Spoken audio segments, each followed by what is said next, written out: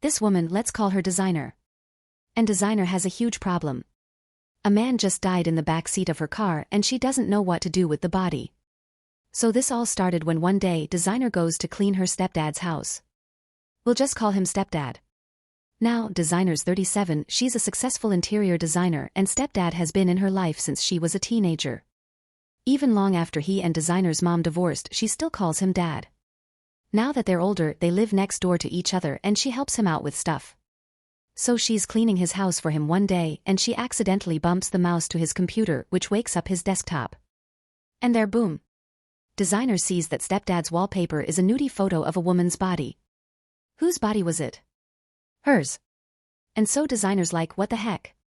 And she gets on his computer and she searches and she finds literally hundreds of nudie photos of her.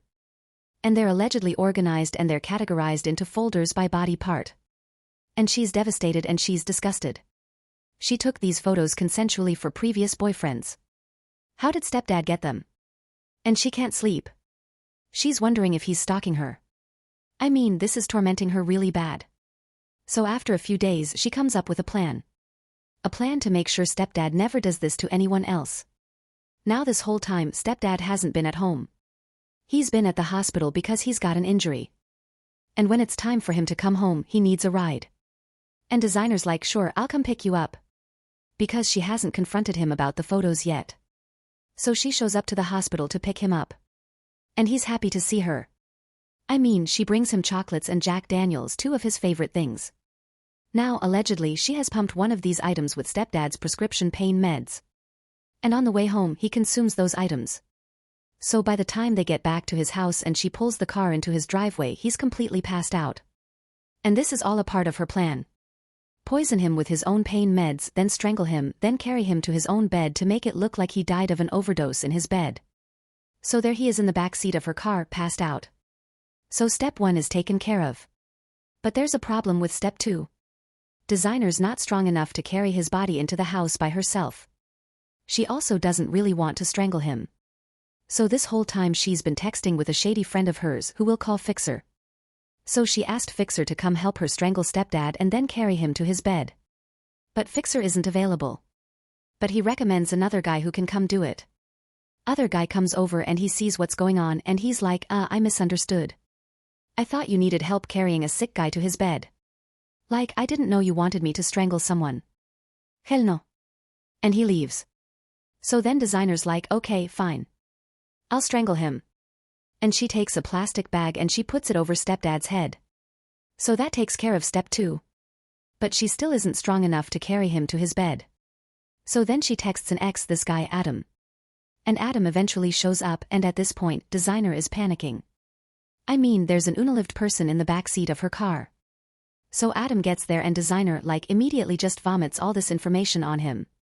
She tells him about the nudie photos, she tells him about her plan to carry him into the house, and she also tells him that Stepdad is no longer alive and that she poisoned him with his pain pills and suffocated him with a plastic bag.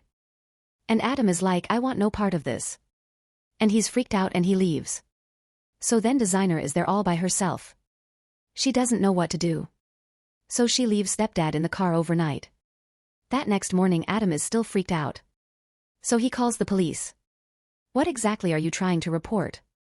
Last night a friend of mine asked me to come over. He said that she had possibly killed her stepdad. And now the police are looking for Stepdad. That same morning, Designer gets an idea.